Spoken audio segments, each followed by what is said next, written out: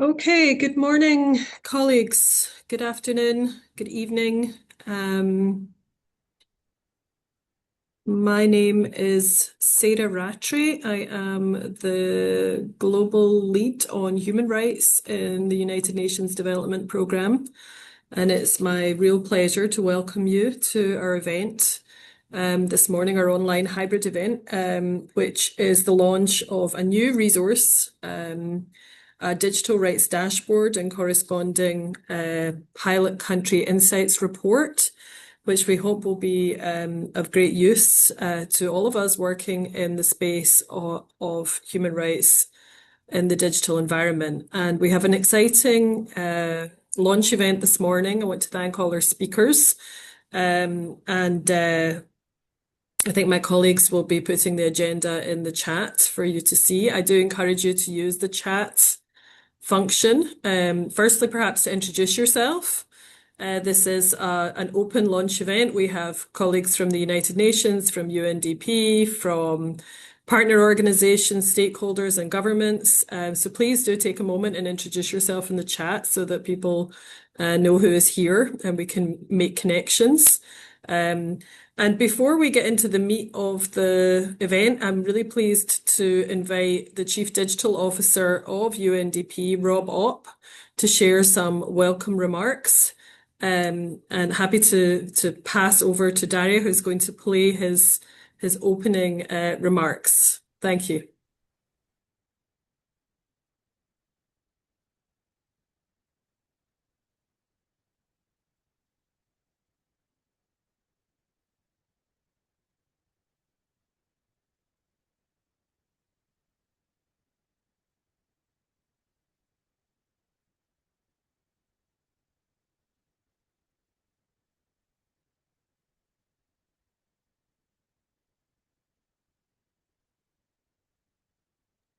Sorry. I think we're missing the sound. Apologies. I see I'm missing the sound. Let me try again because it did work just a second ago. So I'll just do it one more time.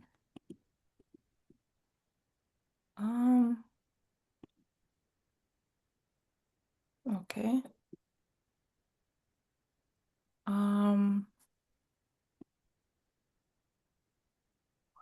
Yeah.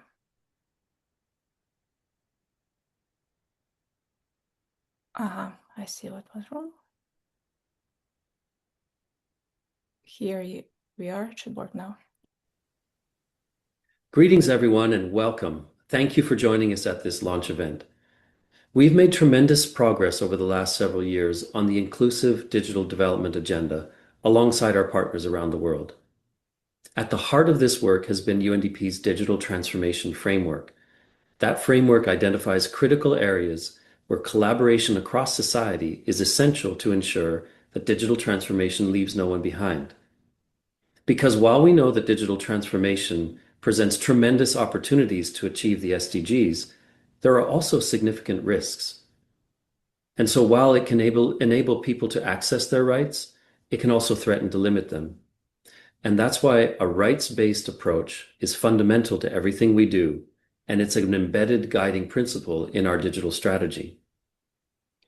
Translating the framework into practice, we have been building out a comprehensive suite of tools over the last years as well to help support our partners on their digital transformation journeys. These are tools like the Digital Readiness Assessment, our AI Landscape Assessment, the Data to Policy Navigator, and the Digital Capacity Lab, among others. One of the tools that we rely on very consistently is the Digital Development Compass. That is a platform that we developed through a partnership with GitHub.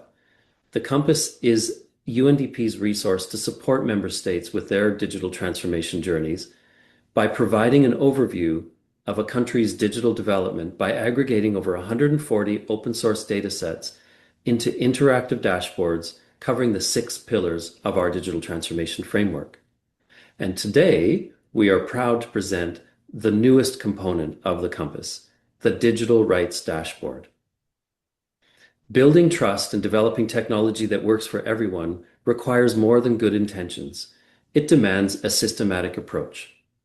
And that's why strategizing digital development and designing digital tools has to be grounded in human-centered design and a rights-based approach. Our framework systematically considers the human rights implications of digital transformation work, with particular focus on the right to privacy, freedom of expression, equality and non-discrimination, and freedom of association. This approach is essential to closing digital divides that exist between nations, economic groups, genders, and other socioeconomic markers. I am extremely pleased that we now have another tool that our partners can use as a starting point or reference to help them build safe, human rights respecting technologies. I want to acknowledge and thank the government of the Republic of Korea for their support on this effort, and I would like to, of course, congratulate and express my deepest gratitude to the team that has worked so hard on this across the governance and the digital teams, including Sarah Rattray, Rakaya, Daria, and Agnes, among others. Thank you very much, and looking forward to this launch.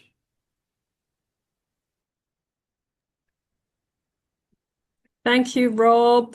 That's a wonderful start to this launch event, and it's wonderful to also see so many colleagues joining in the chat and see people from different constituencies, from UNDP, from the UN Digital Office, IDLO, member states, national human rights institutions, and partners. Welcome again to this morning's launch. It's a real pleasure to have you here. And as one of the colleagues has said, let's keep the conversation going in the chat and in this event. So at this juncture, I'm really delighted to pass the floor over to two of the chief engineers and architects of this initiative, Rokaya Dayev, who's our Human Rights Programme Specialist in UNDP's governance team, and Daria Asmilova from our Digital AI and Innovation Hub. And they're going to give you just a taster of what the DRD looks like, what you can use it for, and a bit of a sense of the tool itself before we go into a bit of a conversation about the nuts and bolts of the data and how it can be applied in countries. So handing over to Rokaya and Daria with great thanks for their leadership on this initiative. Thank you, Sarah, and good morning, good afternoon, everyone. I'll speak about what the dashboard is, its components, and what we're hoping to use it for. And I'll pass over to Daria, and she'll also share her screen to show you how it looks like. So as mentioned by Rob, UNDP has developed a set of tools that showcase the different stages of digital transformation in countries across regulatory and policy dimensions. And one of the tools that he mentioned is the Digital Development Compass. And that's the tool you can see on the webpage. So the Digital Development Compass, the DDC, offers a broad view of digital transformation and also includes a pillar on human rights. But its coverage of human rights online is limited.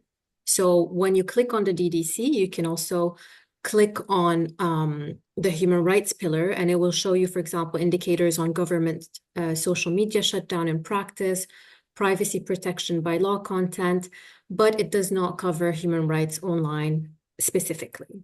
So we thought it's important to add that focus and look at how countries are protecting human rights in the digital space.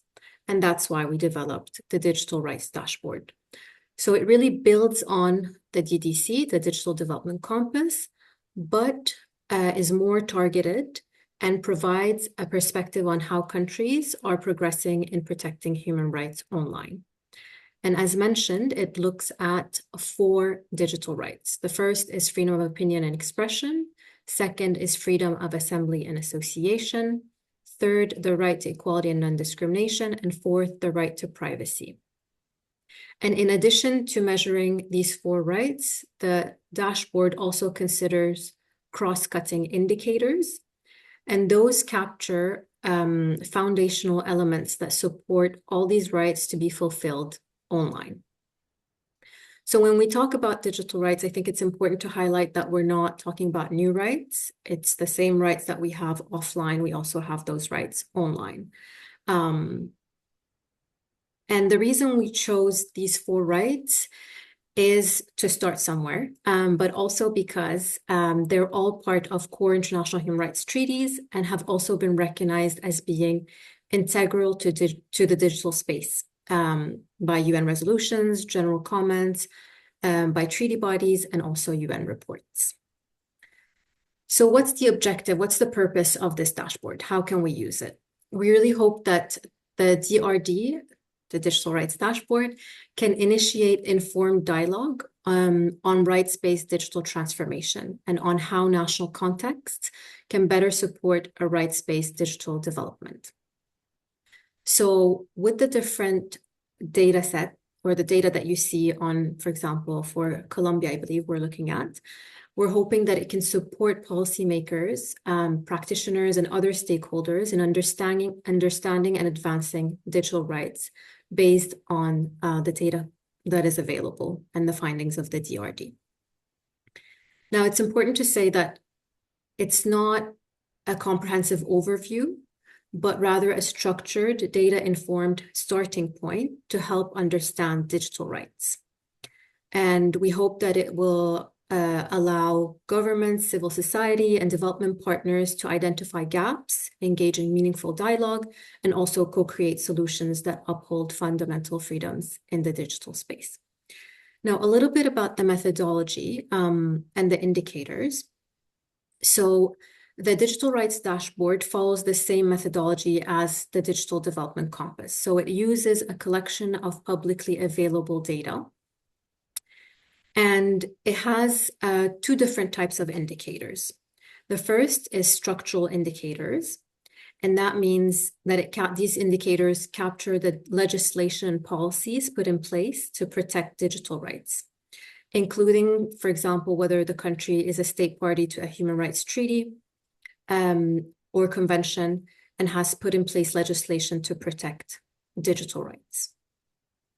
And the second type of indicators are the process indicators. And those look really at what's happening on the ground. So this involves indicators that continuously assess the policies and specific measures taken by the state to implement commitments. And you'll hear more about this during the panel and the discussion, is that sometimes the structural indicators give a different picture than the process indicators. So you'll hear more about that. Now, those are the different types of indicators. And then the question is, how do we score this? How do you decide what stage of development the country is at? So the dashboard follows the 5-stage maturity scale as the Digital Development Compass. So we're following the same methodology. And this methodology has been piloted in different contexts through the DDC and also UNDP's Digital Readiness Assessment. So the DRD generates a combined score that reflects a country's overall status in protecting and fulfilling digital rights. So under each right, you would get a score. And it corresponds to stages of digital rights protection and fulfillment from basic, so 0 to 1, and we'll show you that as well, to transformational, which gets you to a score of a stage of 4 to 5. So the overall stage of a country, so for example, Colombia here, in the DRD, has been calculated by simply adding up the scores of all the 4 rights and then dividing them by 4. So that's a bit about the methodology. And then just to mention that we've tested this methodology and also the utility of the DRD through pilot countries, 5 pilot countries. We've worked with Colombia, Lebanon, Mauritania, North Macedonia, and Samoa. And I think it's important to mention, and you'll hear also about it from the panel, is that the DRD data or findings are, as mentioned, a starting point. So the idea is, and what we've done through the pilot phase, is that we also did desk research, what we call country insights, into the national context that can add more nuanced and evidence-based overview of digital rights. So it should really be seen as 2 complementing elements, the Digital Rights Dashboard, and then used to inform country insights. I think I'll stop here, Daria, and hand over to you just to maybe walk everyone through how you get to this page. Yes, thank you, Rakai, and hello, everyone. So I'll just take a couple of minutes to show you how to use the platform. Well, I'll roll back the magic. So you go to the main Digital Development Compass website. It's not a separate website because it's just a part of the DDC.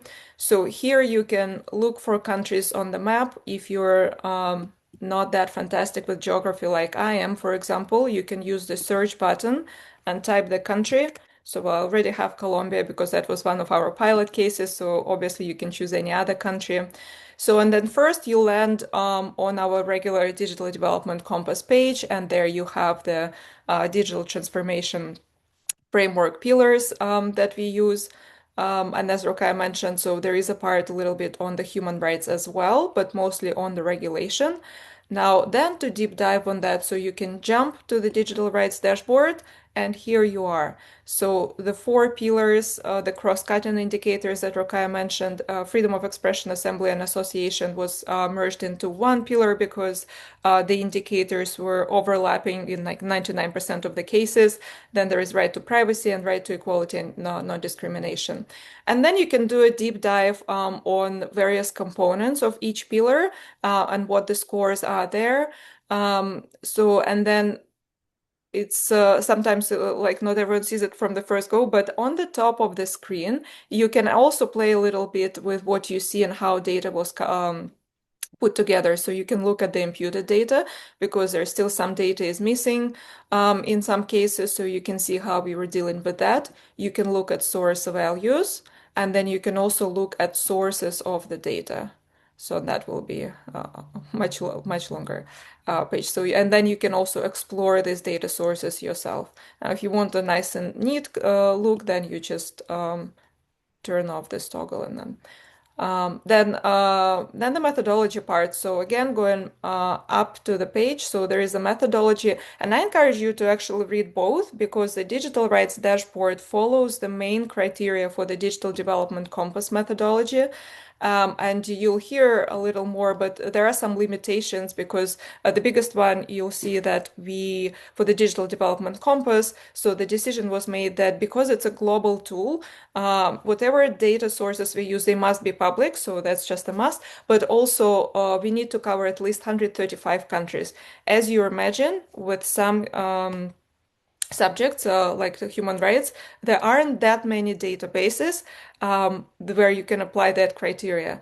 So, and then there are just a couple of others again that added slight limitations to what we've been doing. So to understand the thought process there, and the foundational kind of lens for which we review the data sources. So I encourage you to look first at the digital development compass methodology and then go to the digital rights dashboard methodology. Of course, there is an introduction, what it is and why the four rights that you'll hear more also about today. The limitations, yeah, so indicator selection, sources. So most importantly here, what I would like to note is that we actually also combined our own database. And I'm trying to find the link. It's embedded here. Maybe we'll make it a little bit more prominent. But yes, so that's the one. So it's in the description. So it's called the Digital Foundation Database. And that will be a separate page. So what happened is that as we were going through different indicators, we realized they're public, this information is public, but it's a little bit spread across different sources, and it would be easier for us to just have it in as a one data source. We do encourage you, especially researchers, but anyone really, to look for the methodology, to look through this foundations database and get in touch with us if you have any ideas, if you think something should be updated, if you think something should be added, removed, or whatnot. So you will find on both pages a contact email. I believe it will be the digital@undp.org. And you're really encouraged to send us an email, share your thoughts, share what you think about it, and we'll get back to you because this database is open, it's for everyone to contribute to, and we hope that it will just grow maybe more comprehensive and better in quality. I mean, it's already pretty great, I think, but there's always something you can improve. So please get in touch with us. With that, we'll send this link to the Digital Development Compass. You can also just search it, so you'll find the page immediately. And again, thank you for joining. Here is the product. And now moving on to the most exciting part of this is the panel discussion. Thank you, Daria. Thank you so much, Rokaya, for this explanation. I think I'm now really, really pleased to hand over to Domenico Zipoli, who from the Geneva Human Rights Platform. Many people in the digital rights community, of course, know the leading work of Domenico and the organization, the Human Rights Platform, on digital rights, on digital platforms, and also particularly recently, of course, on artificial intelligence for human rights practitioners. And they're one of the leading actors in this space, and we're delighted to have them with us. And also for Domenico to moderate a small conversation with researchers and users of the DRD already, to talk about the realities of turning data into an understanding of human rights and the lived realities of people.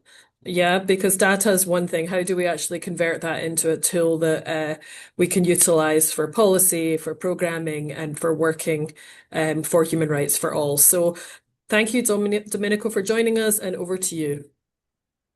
Thank you. Thank you very much, Sarah, for the lovely introduction.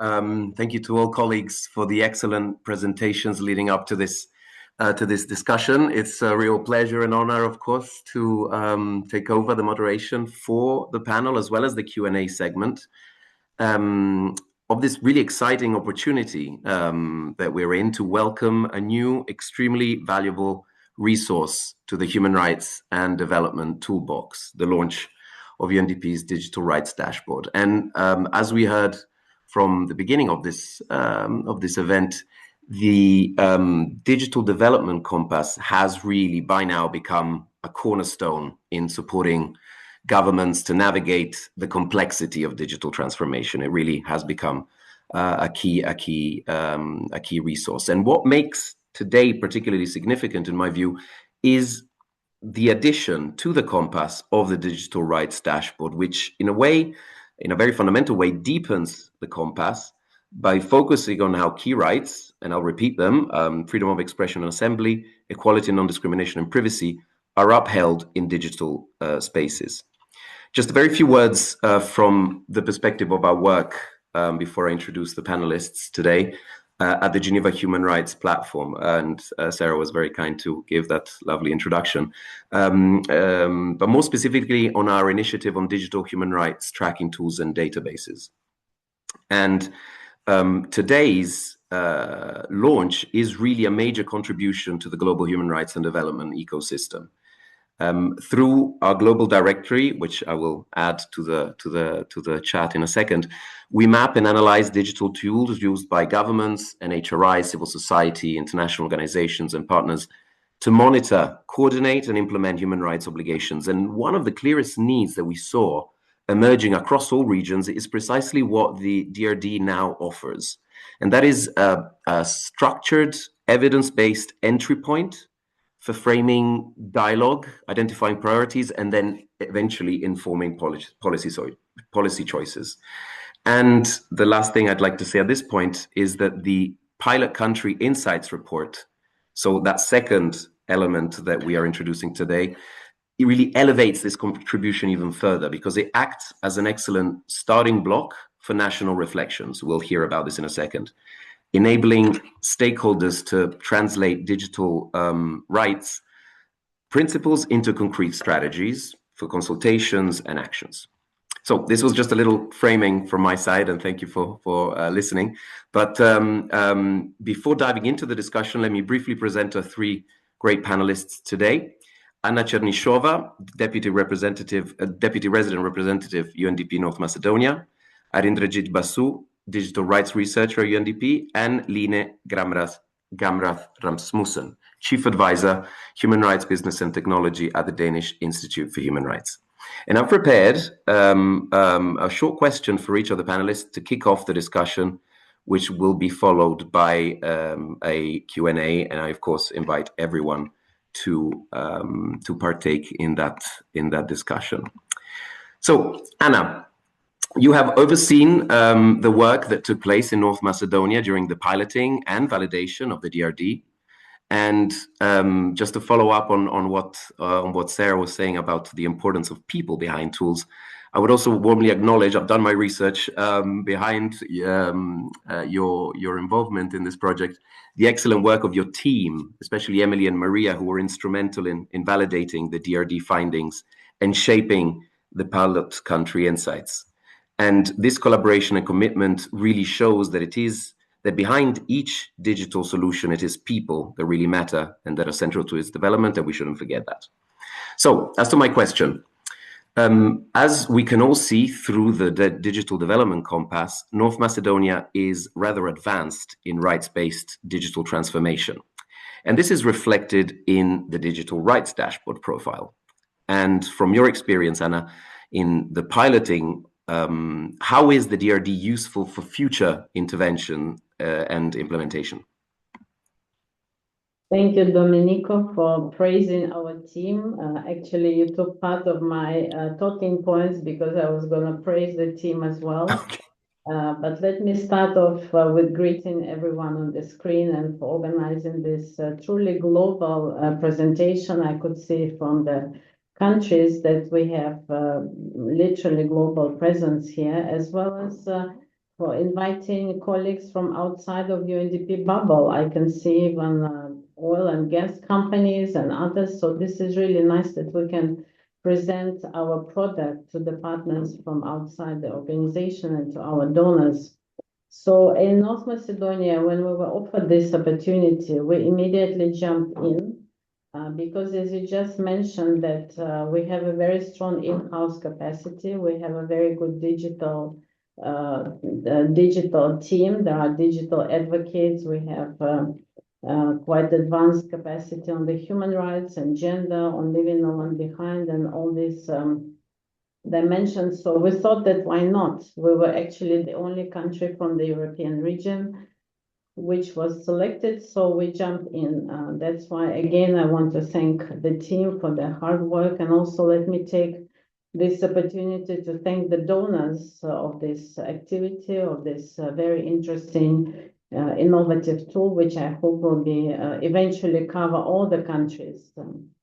Let me get back to your question. As you rightly mentioned, North Macedonia is not immediately associated with some kind of human rights violations. It's not on the global, luckily, not on the global headlines when it comes to anything to do with the human rights. It's a democratic country. It's also EU candidate status country for many years now. It has very strong institutions.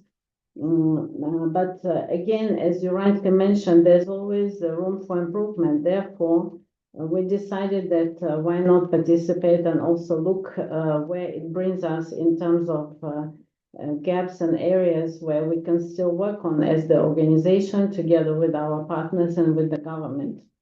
So what are our key takeaway messages and action points from this exercise? First and foremost, that first we have this evidence-based starting point for policy dialogue. As you just showed this dashboard, it's already a very good tool with all the references. So what I actually like there is that under each data set, there is a reference point. So you can always click and see where the information comes from. So for us, the DRD confirmed its advanced stage of the country in the rights-based digital transformation, but it also highlighted the importance of such areas as connectivity, national human rights institutions' independence, whether further progress is needed. This evidence serves as a neutral entry point for multi-stakeholder discussions, helping align government, civil society, international partners around shared priorities. The second action point is that we need to identify gaps beyond the legislation. As I mentioned in the beginning, North Macedonia is a democratic country. It has very strong legislation, in many ways aligned with the European standards. However, the DRD help us see that implementation of these laws and also institutional capacities, this is what requires continuous attention. As in many other countries, the laws are there, but the enforcement is lacking. So here, for example, if you look at the Ombudsman B status and the challenges in judicial independence, this already flags to us that this is the area for improvement. That's where we all have to put our efforts and work collectively.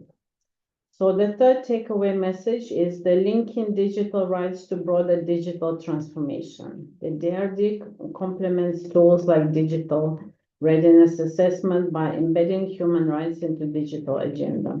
In North Macedonia, it means integrating privacy, equality, and freedom of expression considerations into connectivity plans and gender-focused initiatives. For example, our project, which we're currently implementing, also funded by the Korean government on technology-facilitated gender-based violence, is also informed.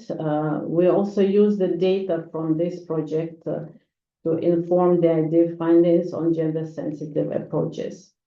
So to conclude, the DRD for us is not just a diagnostic tool, it's a catalyst for action.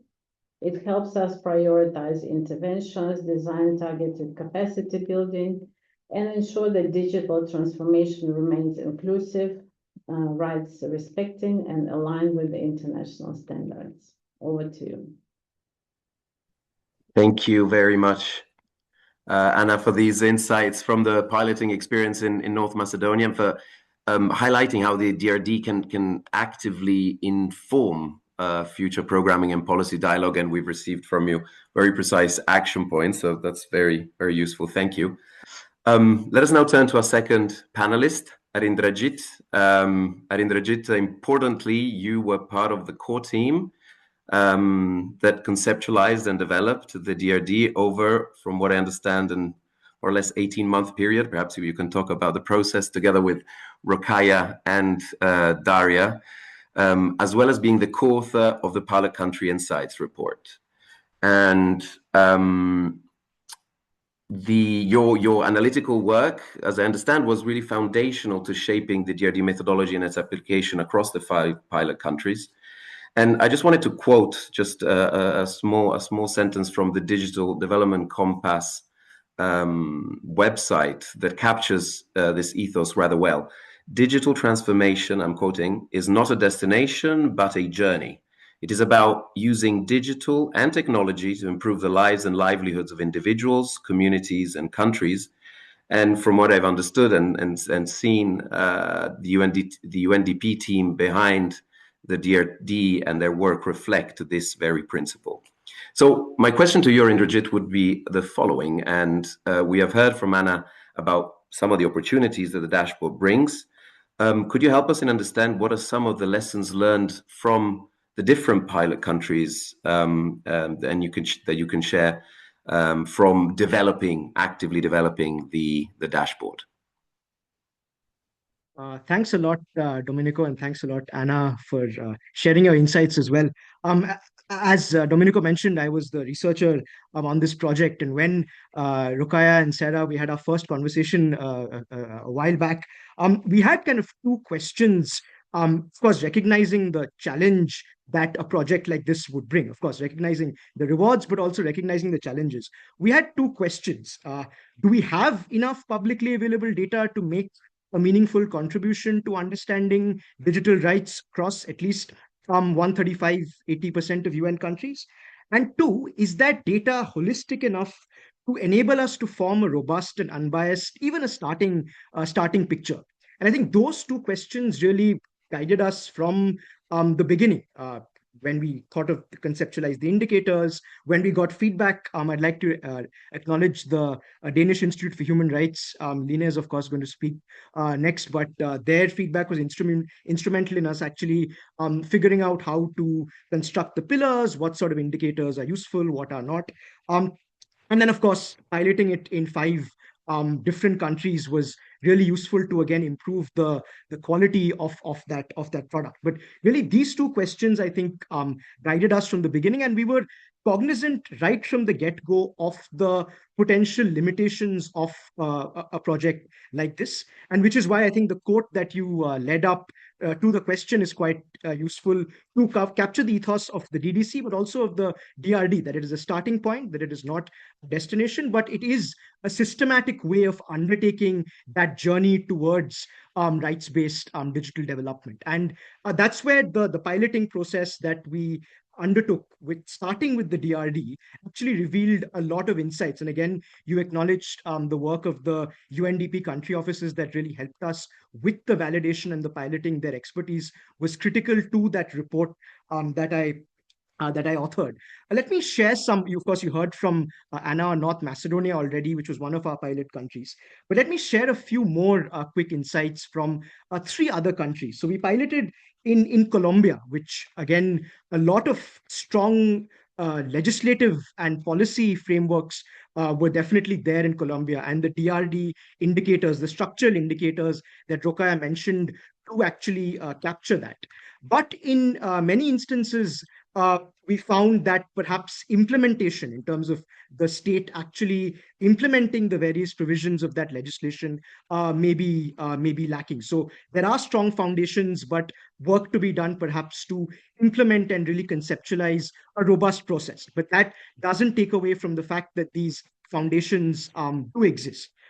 Then Samoa, another pilot country where we learned a lot, where there's actually rights baked into the very beginning of the digitalization processes. So as Samoa was working towards creating or updating policy frameworks on cybersecurity, on data protection, on data governance, it was undertaking a holistic consultative approach with civil society actors, with international organizations such as UNDP, to ensure that when that law actually does come into force, it is a holistic law that accounts for the interests of various stakeholder groups. So rights and voice and accountability really coming in from the beginning of that process.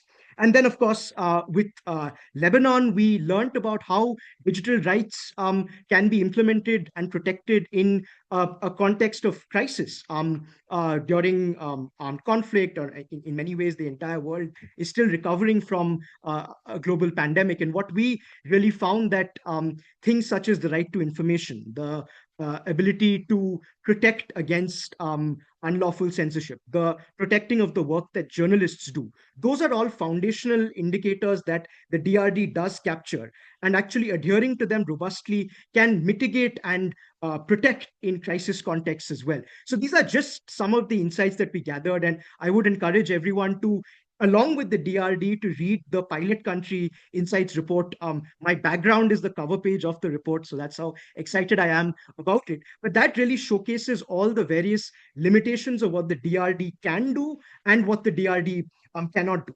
But just to conclude, why piloting and undertaking this process was important, because we started with the data of the DRD, but data is often, as you mentioned, it's often not human. It doesn't have people at the core of it. So you start with the DRD, but then very quickly you do start looking for people. So we did desk research. We looked at local newspaper reports. We looked at academic literature. We looked at reports by local NGOs. We looked at UN reports to paint a better picture of what extent the DRD is actually accounting for ground realities. And then, very, very importantly, we actually consulted and got the help and the expertise of the UNDP country office. But we would encourage anyone who is piloting it to also, to the extent possible, speak to governments and civil society actors and the private sector and other stakeholders who are involved with it. And then perhaps after the piloting process, one could very well conclude that the DRD says that this country is in stage 3, but actually we think this country is in stage 4, or this country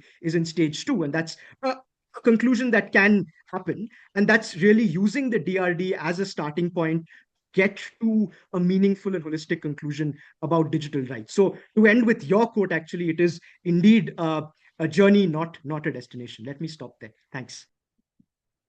Thank you so much, Harindrajit, for sharing these cross-country lessons and for giving us really a deeper sense of how the methodology performs in practice and the value of the DRD and the country insights report. One question that I could pose already now is whether we can have a forward-looking idea of what other country insights we might receive in the future. Thank you so much. So let us now turn to our third panelist, Line. Welcome. Line, you not only bring extensive institutional experience in digital rights, responsible technology, and human rights-based approaches to digital governance, but you also led the recently launched NHRI Digital Rights Alliance, if I'm not mistaken, which is an informal global network of NHRIs working on digital rights challenges. And as a NHRI researcher myself, I couldn't help but mention this innovation as an introduction. And as such, you are uniquely positioned to help us understand how tools like the DRD can fit into and strengthen the wider human rights monitoring and digital governance ecosystem. So the question that I have for you is, given the fact that the Danish Institute for Human Rights works in advancing digital rights and has several tools to track human rights, can you share some reflections on how digital rights and the DRD more specifically fit in the broader landscape of human rights? And as a follow-up already, any reflections that you might have on future trends you see in the field of human rights and digitalization? Line, over to you. Thank you so much, and thank you for inviting me for this launch. We're very delighted to be invited in for this peer review of the tool. We've been working for a number of years on human rights indicators, how to use them to document, to monitor human rights, not just in Denmark, but also in countries where we partner with different NHRIs. So we had ourselves done some reflections on how to reflect this fact that digital rights are not particular or special human rights. There are human rights as they play out in the digital space. So it also made us reflect. And I think, for long at DRHR, we've been working on these two tracks. So using technology data to really support our work in promoting and protecting human rights. And at the same time, doing the work around ensuring human rights centered regulation and making sure that companies and state live up to their obligations when they implement these solutions. So in that sense, it's also a way of taking our own medicine, saying, okay, when we do our digital solution, we also have to respect human rights and making sure. I think for long, the Digital for Development, the whole SDG 2030 agenda has had their own language around digitalization that weren't necessarily reflecting the human rights language, while at the same time we saw the UN Human Rights Mechanism having the UN Human Rights Council affirming that human rights apply online as offline. So I think a tool like this can help us bridge that gap between the language on digital for development and innovation and the human rights language and making sure that obligations are met also in the digital space.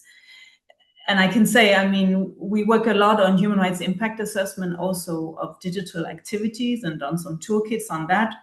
Whenever we start a human rights impact assessment, the third thing is to look at legislation and policy in a particular country or context. And there's where I see a value in a tool like this, because it might not be everything you need to know about it, but it makes you maybe pose the right questions when you do your impact assessment, because it alerts you to issues that might be there with implementation or enforcement of regulation, but it makes you possible to have an overview of what's in place, what is lacking, and where should you and who should you maybe be interacting with doing this impact assessment. So that's a very, useful tool in that respect. I saw the Moldovan Ombudsman is also on the call. We recently did a study of digitalization in Moldova and its human rights impacts, and there we could have, if this tool had been in place, we could have started there and looked at the legislation. So in that sense, I think it's very useful. Also, I'm thinking at the moment we see this worrying trend that some people are arguing that AI and tech is so transformative that we cannot regulate it because then we'll kill innovation.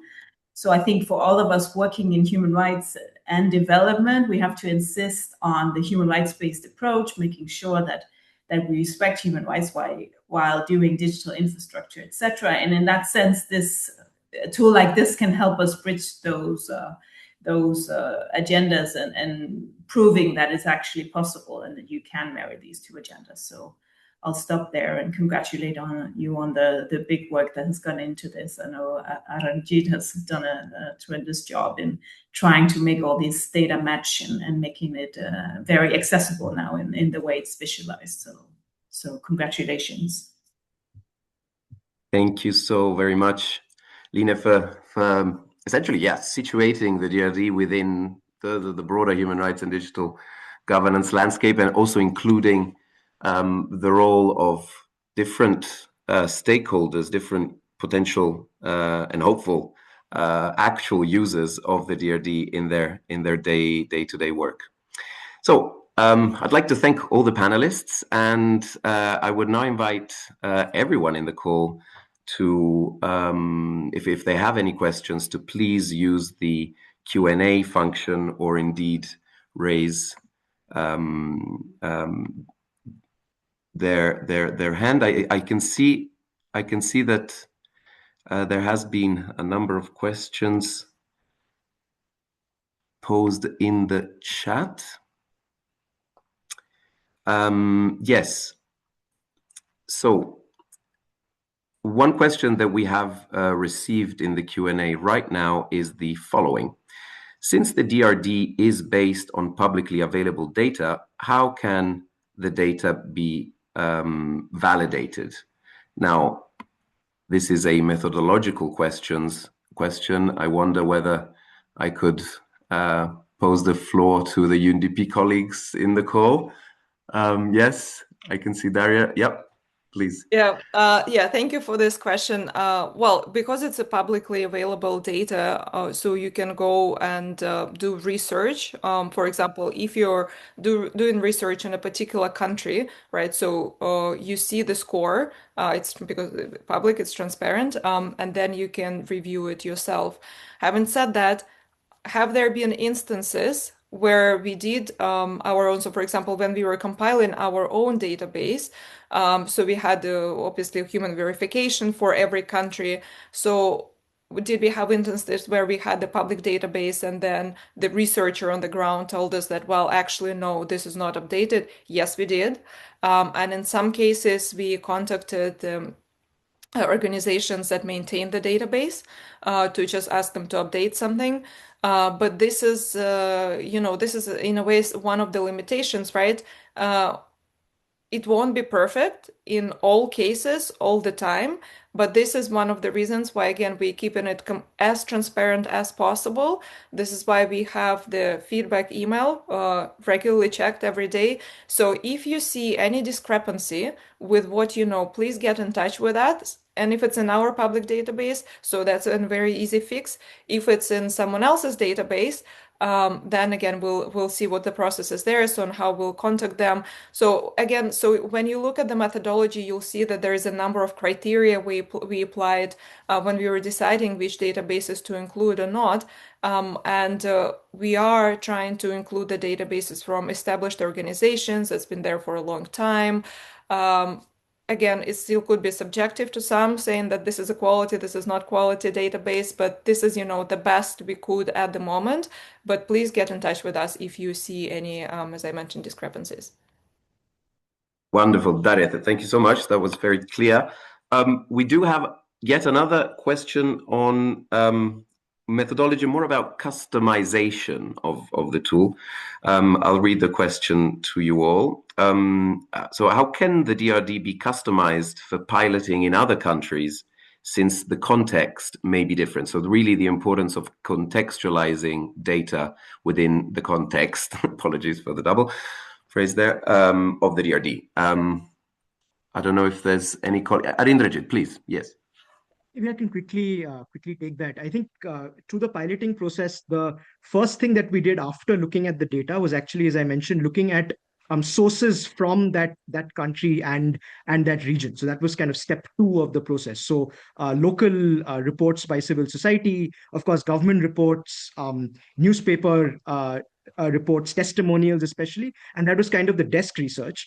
And then we went to the third phase, which was actually speaking to the UNDP country offices and experts. So the DRD itself, of course, has data that is in some cases it is contextualized, and in certain cases it always helps, I think, to start with sources from that country or from that region when you start to better understand the country. So I think step two, and that's there in this pilot country insights report, a 5-step process on potentially piloting it. But yeah, step two was just kind of looking at sources from that country, from experts in that country, and ideally speaking to them as well where feasible. Thank you very much, Arindrajit. And it's fascinating to see how such a linear yet complex methodology can be visualized so immediately. And I really would like to show my gratitude to the team behind the design of the tool, because you can really visualize data rather immediately, regardless of the complex methodology behind it. We have a couple more minutes, and if there are no more questions, I would have a question myself for Anna.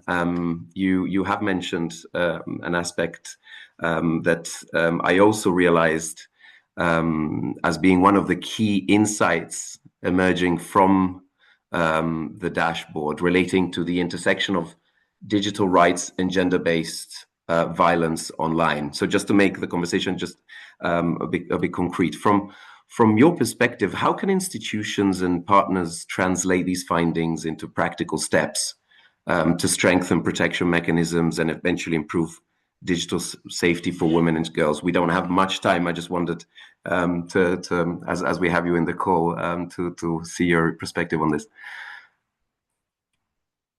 And Anna, you're muted. Sorry.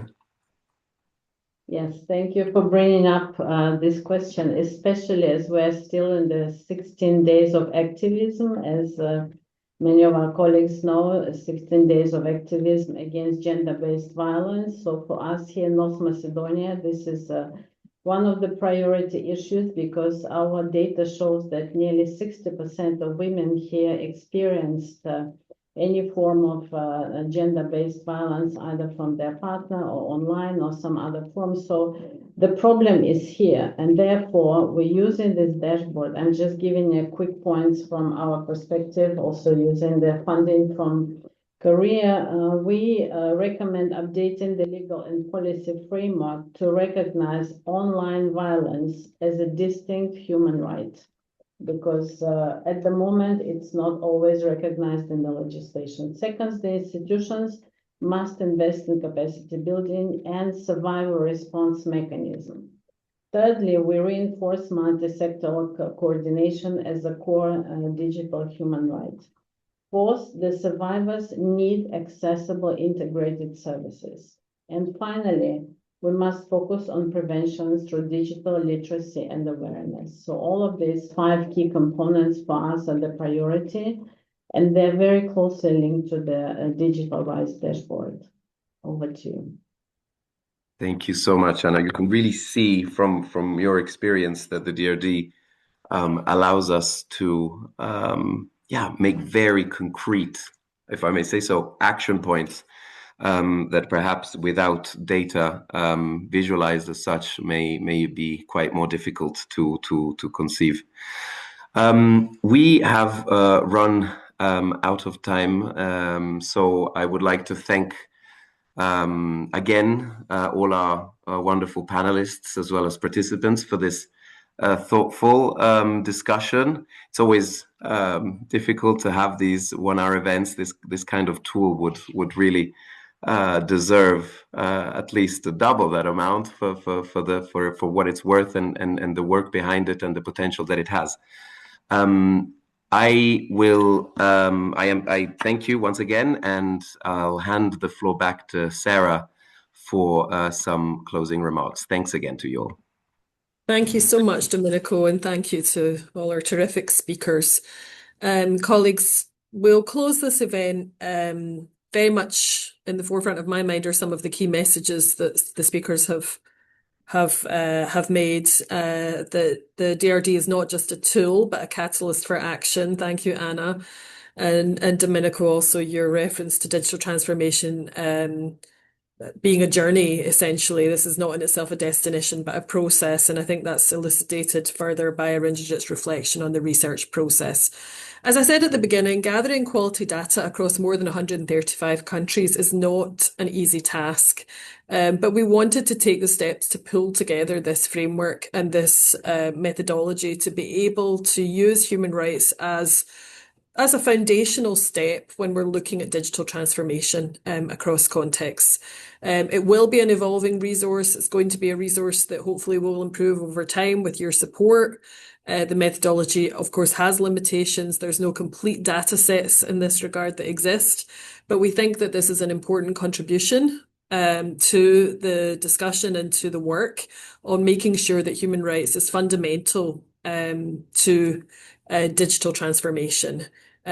Because we really need to do that to ensure that digitally powered development and digitally powered progress on the SDGs remains a force for good in communities and in societies. It's really fundamental to the progress that we need to see as we increasingly embrace digital technologies. And of course, as we look at how we live our lives every day, increasingly online, through accessing digital spaces, through exercising the rights that we've spoken about today and beyond. So I would thank you again for all of the speakers, and I want as well to express my great thanks to the core team who have made this work a reality, particularly Rukaya and Daria, Agnes and Arinjit, who are on this call. And we look forward to continuing the conversation. Thank you for the suggestion, Domenico. I think we will be doing that as we roll these tools out, as we learn more about how we're using these frameworks. How can we as a global community learn from each other and power rights-based progress for digital transformation? So with that, I would like to wish you all a happy Human Rights Day. Tomorrow is December 10th. And we're celebrating everyday essentials. And I think that this theme really points to how we're living our lives. Our everyday essentials are our phones, are our digital technologies, are how we operate in these spaces and how we're working together as a global community to protect human rights in these spaces. So with that, thank you to all the speakers, moderators, and everybody who's made this possible today. And I believe we will be publishing this event on UNDP's YouTube channel. And everybody that's attended, we'll send the links to you as well. So thank you again and have a wonderful rest of day and evening to all. Thank you. Bye-bye. Bye. Thank you. Bye.